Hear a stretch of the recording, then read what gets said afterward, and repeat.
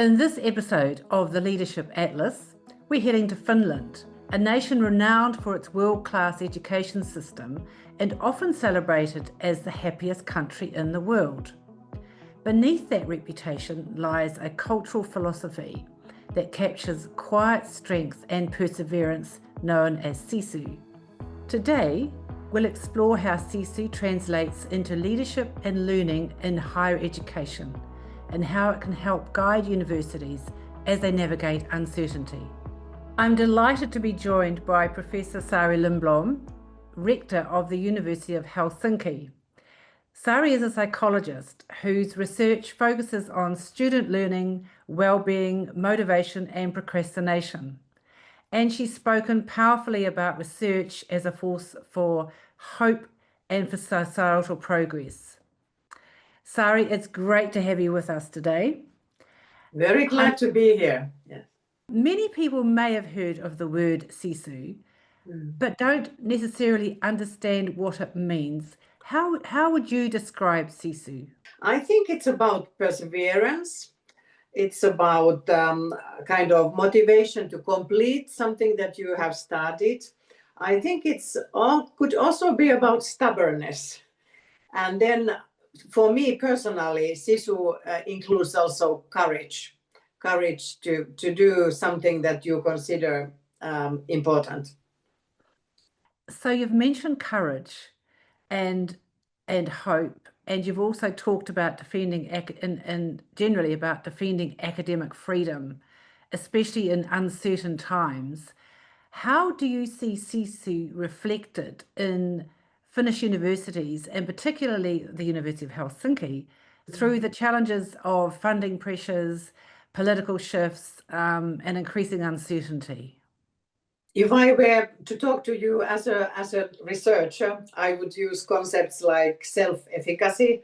I think we talk as researchers about self-determination, maybe self-regulations as well, resilience. I think these are important in the university context in a global circumstances like we are now living in, that we need to keep always in mind what are we believing in and what we want to achieve, and kind of forget that this situation is difficult, but we just have to go on. Of course, it sometimes means that we have to modify our goals, we have to change ways how we want to proceed, but it's a kind of never giving in. I think that's the most important thing.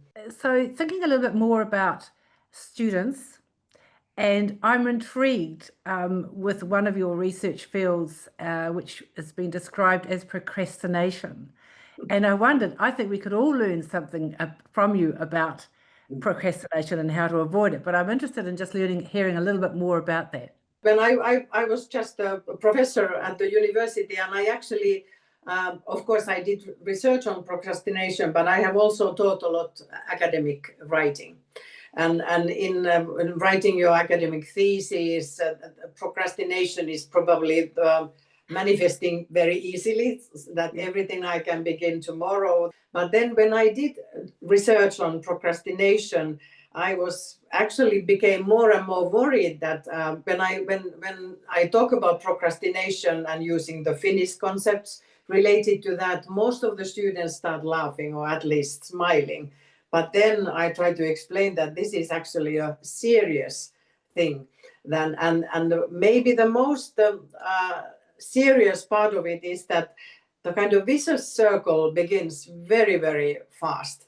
Because if you procrastinate something and then you are always late and you never have enough time to read the study material, write properly, and then after a couple of rounds that this rounds goes on, it starts to hit your self-belief, self kind of confidence, self-efficacy beliefs, and that's why it's so dangerous to really postpone something which you already could begin today. So a wonderful research area, and there's so much to learn about procrastination. And also, of course, the students will learn lifelong skills in terms of Yes. go into the workforce. It's important to kind of be very mindful of that. Are there any other kind of attributes of Sisu that are useful when working with students and helping them develop their learning styles? Yeah, we also know that there are a couple of very strong factors that kind of safeguard students from stress. Whether the stress is about one consequence of procrastination or something else. So to make plans which are realistic enough and then keep with your plan. So that is really important. The other one is that you should have very strong, we researchers talk about internal motivation. So it's kind of passion to really learn more and more of the subject you have selected to study. And then the last one, which was very important during COVID, because most of us were isolated and not seeing peers or teachers or colleagues, is that you are able to keep an experience that you belong to a community. It might be any community, but when we talk about studying, it's about whether you feel that you are a member of the university community, study program community, a small group, study group of students. So any feeling of experience of being a member of the community, that those are the factors that we should provide students with, because they are the ones that can save you from harmful consequences of not having Sisu or being too stressed. So just picking at that theme up a little, because of course we know that the world is increasingly shaped by social media and AI. How do students and staff sustain their well-being and happiness while wanting to still strive for excellence in a world, I think, that's becoming more challenging? Yeah, that is a very good question, and of course maybe the most difficult one, being as for myself as a rector, to really trying to safeguard and enhance the feeling of well-being and having a balance in life. There can be also harmful consequences of if you are extremely full of Sisu. So that is one thing, that you are too ambitious and you set your bar really, really high. So that is one thing. But the more you have understanding of yourself, what are your skills, how should I kind of tackle different challenges, the more you are aware, the better you can kind of realistically set your bars, kind of goals. Even in Helsinki University, which is the best in Finland, and we have a lot of wonderful, very talented students, is that we are not a kind of very competitive community. We are not ranking students. Students are not kind of kick out from the university if they don't succeed very well. But I think it's important to also recognize those students who are in a kind of risk of study-related exhaustion. I think that's really important. So we should not only look at those who fail in some exams, we also should be worried about those who only accept for themselves the best grades. So I think it's really important that teachers keep their eyes open. But maybe I also say here that we have a lot thought about how to support well-being and enhance the work-life balance, is that we have a lot of different personnel groups that help students. We have study psychologists here at the university, as in all Finnish universities. So they are licensed psychologists that help students with study-related problems. We are actually undergoing a very interesting mentoring process, which we call counter mentoring, where we have selected a very diverse high school in Helsinki. And these students who are about to graduate from high school are mentoring us university leaders. And that has been an absolutely wonderful opportunity for us and for myself as university rector to really learn how young people think about their future, what we can do as university or university leaders to help the students to make their choices and hopefully fulfill their dreams. Oh, that's very helpful. In a recent address, you spoke about research as the force for change and the need to defend academic freedom when it's increasingly under pressure globally. And we're all very conscious of that, I think, as researchers. Do you think Sisu also applies to the courage that's needed to defend these principles by university leaders? Yeah, and it's not just leaders. I think it's the whole community, because leaders alone cannot do much. They need the whole community to defend themselves. And I think the reactions when we realize that there is a lot of pressure for academic freedom, and somebody from above would like to narrow the kind of research areas we should be focusing on, I think the whole university community reacted in a very strong way that this is something that we need to really defend. And of course that can be explained as showing Sisu, but it's a kind of collective Sisu in a way that these are very important for us, and we can never we could never work in a situation that somebody would say that you cannot do research on gender or equality or racism or these kinds of difficult but very important topics. And I think that one leader needs a lot of people behind him or herself in order to defend these really, really important values. Mm.